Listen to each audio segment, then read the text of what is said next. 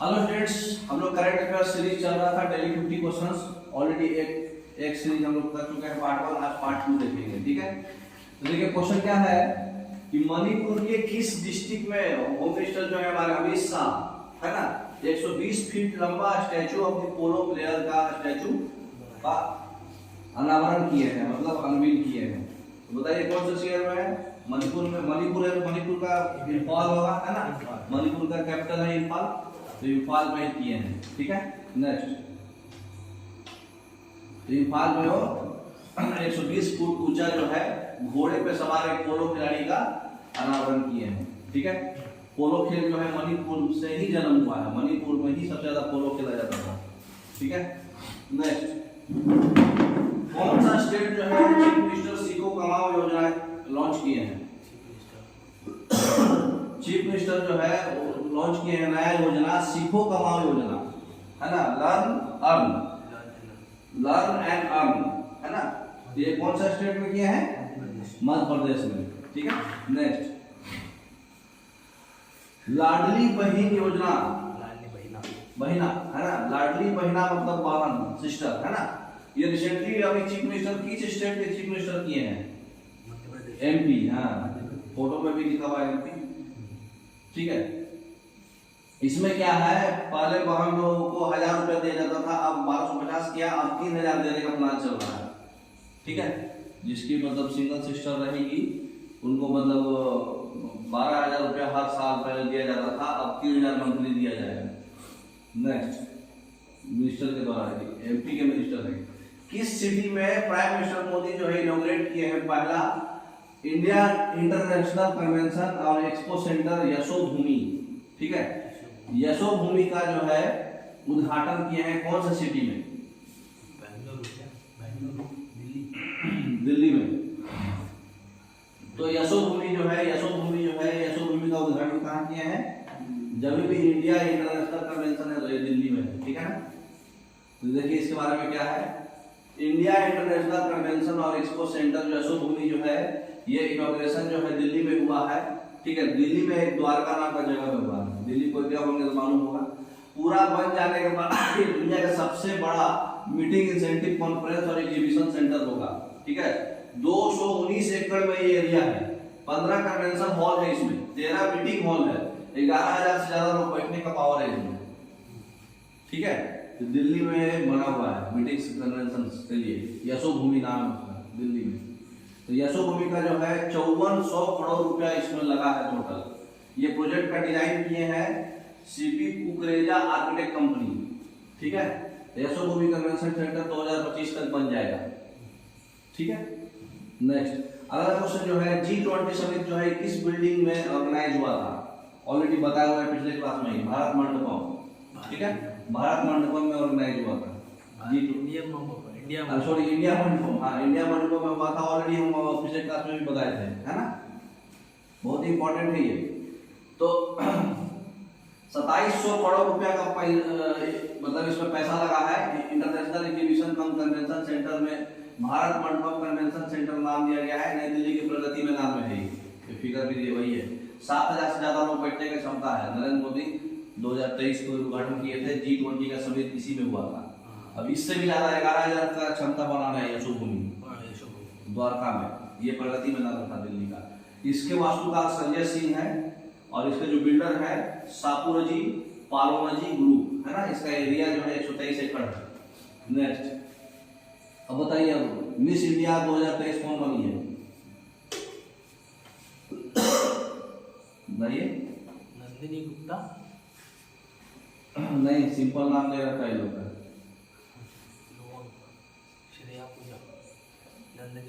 नंदिनी गुप्ता, ये इंडिया का इसलिए सिंपल नाम है। मिस इंडिया जो है नंदिनी गुप्ता है। अब मिस इंटरनेशनल इंडिया कौन होगा? रश्मि खन्ना। हाँ, रश्मि खन्ना। प्रवीणा अंजन, सॉरी वो इंटरनेशनल है। इंटरनेशनल मिस इंटरनेशनल जो है प्रवीणा अंजना जो है तीसरे नंबर पर थी। नेक्स्ट, मिस इंटरनेशनल इंडिया जो है कौन चुनी गई? प्रवीणा अंजना, है ना। अब दूसरा क्वेश्चन है मिस अर्थ इंडिया कौन है? ये है रश्मि प्रिया, सॉरी प्रियंस है, नाम में कंफ्यूजन होता है, ध्यान रखिए। मिस अर्थ इंडिया जो है प्रियन सैन है, ठीक है। उसके बाद मिस अर्थ इंडिया का टाइटल प्रियन सैन को मिला है। उसके बाद जो है मिस यूनिवर्स का कॉन्टेस्ट 2022 में कौन जीती थी? ये बोनी गैब्रियल। बोनी गैब्रियल जीती, ये तो बहुत हाईलाइटेड है। R Bonney Gabriel Miss Universe बनी है 2022 का, ठीक है। और मिस दीवा यूनिवर्स कौन बनी है? श्वेता शारदा 2023 का, श्वेता शारदा, ठीक है। फोटो लगा हुआ है सर, एक जगह आपको कंपाइल करके मिल जाएगा। चंडीगढ़ की रहने वाली है। अब आइए अवार्ड से 57 ज्ञानपीठ अवार्ड किनको मिला था? मौजो दामोदर मौजो को। नेक्स्ट, तो ये जो है दामोदर मौजो को ज्ञानपीठ पुरस्कार मिला है। दामोदर मौजो को 57 मिला है, ये भी पूछता है। ये असम के साहित्यकार हैं नीलमणि फुकन जूनियर। असम के साहित्यकार नीलमणि फुकन जूनियर को प्रदान किया गया है, ठीक है। 32वां सरस्वती सम्मान हिंदी के लिए दिया था। 32वां सरस्वती सम्मान 2022 इसको दिया गया है। नाम से ही लग रहा है लेडी है, लेडी नाम तो एक ही दिख रहा है इसमें, है ना, शिव शंकरी। बाकी सब तो जेंट्स नाम है, तो शिव शंकरी को दिया गया है सरस्वती सम्मान। सरस्वती सम्मान शिव शंकरी, उनका बुक है सूर्यवंशम। सूर्यवंशम बुक लिखी थी। 31वां 2021 में किसको दिया गया था? रामदरस मिश्र को, ठीक है। ये कविता का एक संग्रह किए थे, मैं तो यहाँ हूँ, ठीक है। उनके लिए मिला था इनको सरस्वती सम्मान 2021 का। अच्छा, पहला वुमेन कौन है जिनको जो है डॉक्टर का डिग्री जेएनयू से मिला है? अब वो प्रेसिडेंट है, बताइए कौन है?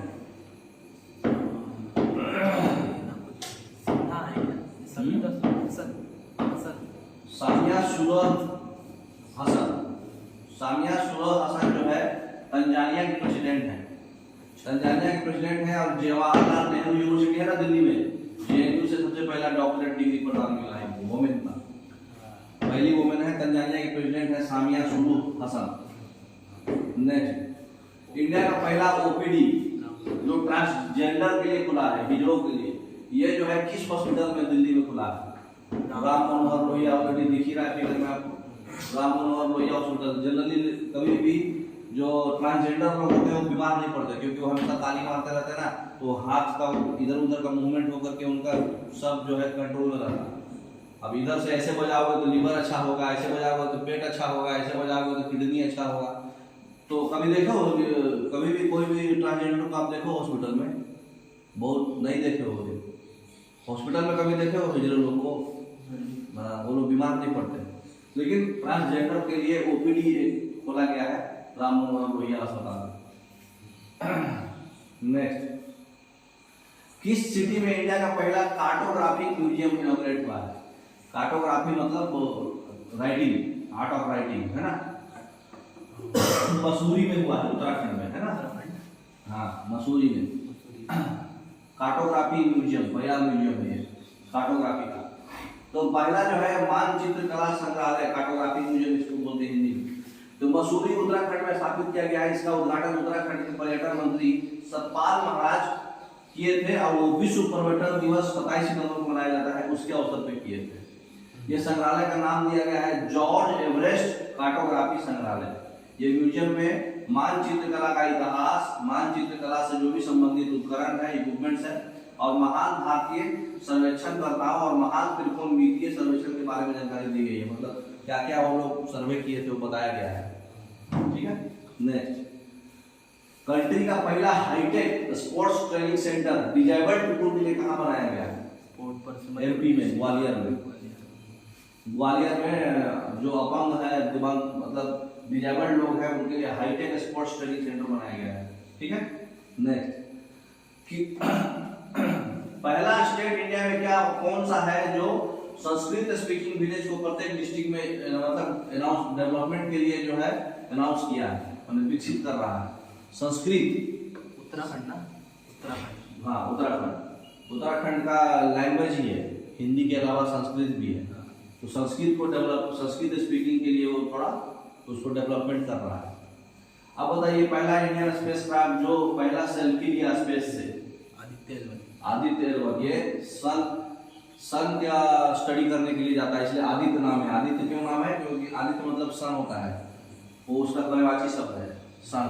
और L1 मतलब लैग्रेंज, जहाँ से वो निकलता है ना, वो लैग्रेंज पॉइंट्स। हाँ, तो आदित्य L1 जो है वहाँ सबसे पहला ऐसा स्पेसक्राफ्ट है जो पहला सेल्फी लिया है स्पेस से।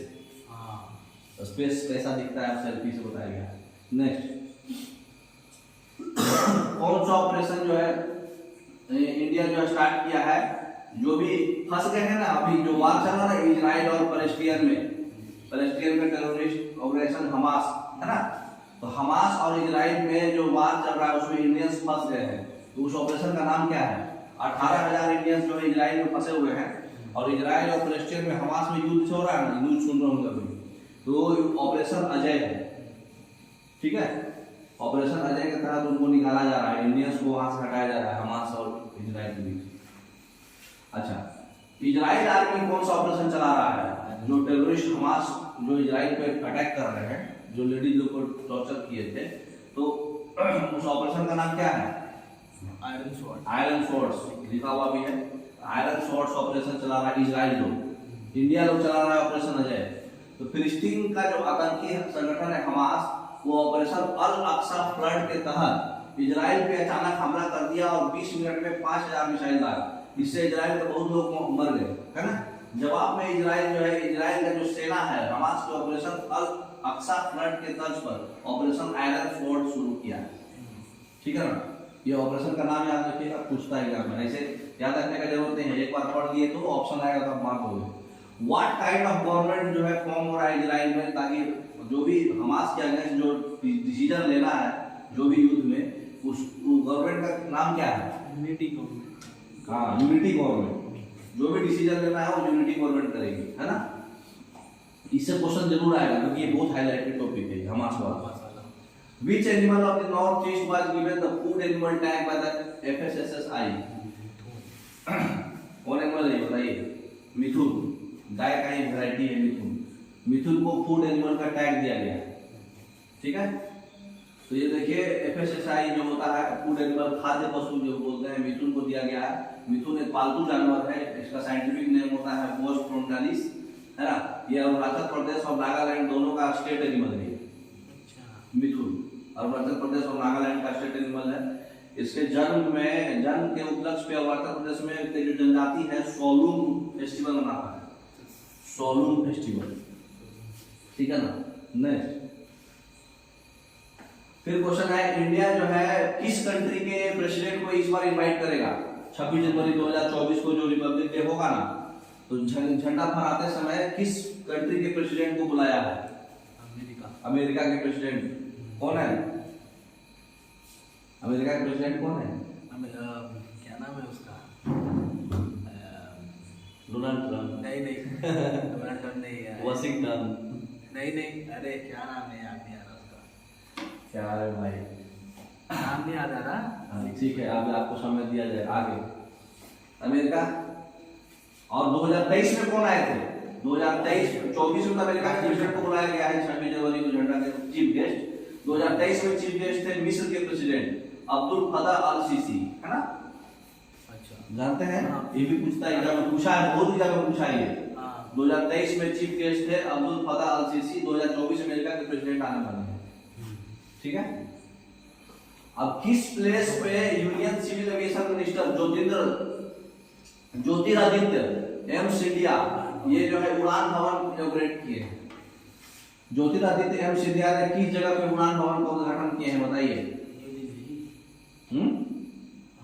सफदरगंज हवाई अड्डा। सी ऑप्शन, सफदरगंज हवाई अड्डा पे उड़ान भवन इनॉग्रेट किए हैं। जो बाइडन जो बाइडन वो अमेरिका के प्रेसिडेंट है। बीच स्कीम स्टार्ट किया गया सेंट्रल गवर्नमेंट के द्वारा, जिसका एम है कि ऑर्गेनिक वेस्ट को कन्वर्ट करके, इसमें तो गाय का गोबर भी है जो विलेज में आता है, उसको बायोगैस बनाएंगे और ऑर्गेनिक फर्टिलाइजर बनाएंगे। गोबर धन योजना नाम है इसका, गोबर धन योजना। क्योंकि गाय के गोबर से, गोबर मतलब जानते हैं ना, जो गाय पोटी करती, गाय के गोबर से बायोगैस और ऑर्गेनिक फर्टिलाइजर बनाया जाएगा गोबर धन योजना से। ये स्कीम लॉन्च किया गया है नरेंद्र मोदी के द्वारा, सेंट्रल गवर्नमेंट के द्वारा। तो गोवर्धन योजना याद रखिएगा। अब क्वेश्चन है कि कौन से स्कीम से लॉन्च किया गया रिसेंटली नॉर्थ ईस्टर्न स्टेट के डेवलपमेंट के लिए। नॉर्थ ईस्टर्न में आसाम और वो जो भी है मणिपुर अरुणाचल प्रदेश उनका डेवलप नहीं है, तो उसके डेवलपमेंट के लिए कौन सा स्कीम लॉन्च किया गया है? PM divine scheme, prime minister divine scheme, B वाला है ना। कितना खर्चा किया गया उसमें लिखा हुआ था। रिसेंटली मट्टी बनाना जो है कौन से स्टेट को जीआई टैग दिया गया? ये वाले बनाना को मट्टी बनाना बोलते हैं, मैटी बनाना। मैटी बनाना जो है जीआई टैग में आया है किस स्टेट में? Tamil Nadu, Kanyakumari, Tamil Nadu. Very good, C option. Which country जो है लॉन्च किया है अलाइव विद अपॉर्चुनिटी कैंपेन? तो इंडिया के साथ जो है व्यापार करने के लिए कौन सा कंट्री किया है? यूके, ब्रिटेन जो है इंडिया के साथ व्यापार करने के लिए अलाइव विद अपॉर्चुनिटी कैंपेन चालू किया है। नेक्स्ट, विच कंट्री जो है एशिया का पहला हाइड्रोजन ट्रेन लॉन्च कर रहा है? चाइना ही होगा। एशिया का पहला, हाँ चाइना। ऐसे टोटल पहला कौन है दुनिया में? जर्मनी। दुनिया में सबसे पहला हाइड्रोजन ट्रेन जर्मनी लॉन्च किया था, और एशिया में सबसे पहला चाइना है, दूसरा जो है अपना दुनिया का दूसरा है ना। इंडिया का पहला हाइड्रोजन पावर ट्रेन कहाँ लॉन्च हुआ है? किस स्टेट में हाइड्रोजन से ट्रेन चलेगा? इंडिया का हरियाणा में। वेरी गुड, हरियाणा में हुआ इंडिया का हाइड्रोजन ट्रेन। अच्छा, कौन से रिवर में कंट्री का पहला अंडर वाटर ट्रेन चलेगा? पानी के अंदर ट्रेन, सुरंग में? हुगली नदी, हाँ हुगली नदी कोलकाता में। किस स्टेट में कंट्री का पहला टॉय ट्रेन ऑपरेट होगा सीएनजी पर? सीएनजी से और ट्रेन चलेगा, जैसे डीजल पेट्रोल में चलता है ट्रेन, चाहे इलेक्ट्रिसिटी से, ये सीएनजी से चलेगा, environment friendly. Toy train operate हुआ है किस कंट्री में हुआ? अरे किस स्टेट में हुआ है? महाराष्ट्र, अरे सॉरी उदयपुर राजस्थान। उदयपुर राजस्थान में चला है टॉय ट्रेन सीएनजी पर। Who became the first woman loco pilot to run Vande Bharat express? Vande Bharat express चलाने के लिए सबसे पहली वुमेन लोको पायलट कौन है? सुरेखा यादव। और पहली ट्रेन की भी वही है, वंदे भारत नहीं, नॉर्मल ट्रेन भी सबसे पहले लोको पायलट सुरेखा यादव ही है। अच्छा, ऐसा भी है। हाँ, सुरेखा यादव पहली वुमेन लोको पायलट है, 1989 में ही चली थी। Where has Prime Minister Narendra Modi unveiled India's first water metro project? पानी के अंदर मेट्रो चलेगा। केरला में होगा। केरला में कुछ भी, हाँ, हरियाणा में पानी नहीं है, आसाम में पानी नहीं है, केरला में होगा। कहाँ? त्रिशूर केरला, त्रिशूर केरला नहीं कोची केरला, सॉरी कोची केरला। इंडिया का पहला वाटर मेट्रो, पानी के अंदर मेट्रो चलेगा, ठीक है ना, Kochi Kerala. Where was the country first boat running on solar energy? Solar energy, पानी तमिलनाडु। सोलर एनर्जी पे बोट चलेगा, ठीक है, तमिलनाडु। केरला केरला गलती नहीं बोलो, कॉन्फिडेंस है। Next, where is India's first under sea tunnel will be? Under sea, समुद्र के अंदर टनल बन रहा है, समुद्र के अंदर मुंबई में, है ना, 2023 में मुंबई में बन रहा है, पानी के अंदर tunnel. In which state will India's first pot taxi B launch? Pot taxi, pot taxi समझते हैं? वो जो एक सेपरेट रूट रहता है उनके लिए। हाँ, सेपरेट रूट पे चलता हो। कहाँ पे? यूपी में। नेक्स्ट, रिसेंटली किस स्टेट का Authoor betel leaves have been provided GI tag? ये जो पत्ता है इसको बोलते हैं ऑथुर पान, है ना। ये ऑथुर पान को जीआई टैग का दिया गया है, प्रदान किया गया जीआई टैग। ये कौन सा स्टेट का है? तमिलनाडु में, तो केरला होगा। तमिलनाडु। नेक्स्ट, रिसेंटली इरशाद अहमद, इनको जो है एम्बेसडर ऑफ इंडिया बनाया गया है किस कंट्री का? सीरिया का। इरशाद अहमद को सीरिया के एम्बेसडर बनाया गया। Which state government announce 15 point winter action plan to fight air pollution? Air pollution से बचने के लिए, लड़ने के लिए 15 पॉइंट विंटर एक्शन प्लान किया गया विंटर में। कौन सा स्टेट गवर्नमेंट अनाउंस किया है? दिल्ली करेगा। दिल्ली। अभी दिल्ली में पोल्यूशन ज्यादा हो रहा ना। विच स्टेट गवर्नमेंट लॉन्च मुख्यमंत्री निर्माण श्रमिक पेंशन योजना? ठीक है, जो किसान लोग हैं उनके लिए हो रहा है। सितंबर 2023 में योजना चालू किया है। कौन सा स्टेट गवर्नमेंट लॉन्च किया है बताइए? श्रमिक लोग छत्तीसगढ़ है ना, छत्तीसगढ़ में श्रमिक योजना चल गया पेंशन के लिए, ठीक है। 60 साल तक जो काम करेगा उनको 1500 रुपये मिलेगा। नंदिनी कृषक समृद्धि योजना जो है लॉन्च किया गया किस स्टेट गवर्नमेंट में, जिनका एम है जो भी कैटल का ब्रीड है उनका मिल्क प्रोडक्शन करना है ना। यूपी मिल्क ज्यादा उतरी है। हाँ यूपी में जो है नंदिनी कृषक समृद्धि योजना किया गया है, ठीक है। Which state government has launch chief minister labour welfare scheme, labour welfare के लिए स्कीम कौन सा स्टेट गवर्नमेंट का चीफ मिनिस्टर लॉन्च किए हैं? पता नहीं, आसाम, अरुणाचल प्रदेश, हाँ Arunachal Pradesh. Next, which state government approve the service sector policy, service sector policy कौन से स्टेट गवर्नमेंट किए हैं? उत्तराखंड, सर्विस सेक्टर को ज्यादा preference. Which state government has launch the मुख्यमंत्री खेत सुरक्षा योजना, जो भी मतलब क्या बोलते हैं आवारा जानवर है उनको बचाने के लिए, उनके बचाने के लिए बाड़ लगाए, बाड़ मतलब समझते हैं ना, फेंसिंग, और उसमें करंट दिया गया 12 वोल्ट का, ठीक है, ताकि कोई भी जानवर उसको छुएगा तो उसको झटका लगेगा फिर अंदर नहीं जाएगा। थोड़ा हाइट से फेंसिंग दिया गया है। कहाँ है? महाराष्ट्र में, नहीं यूपी में है ना, यूपी में है। खेत सुरक्षा के लिए वही एक सौर बाड़ लगाया गया है, सोलर पैनल लगाया गया है, उससे करंट दिया गया उसको 12 वोल्ट का, है ना।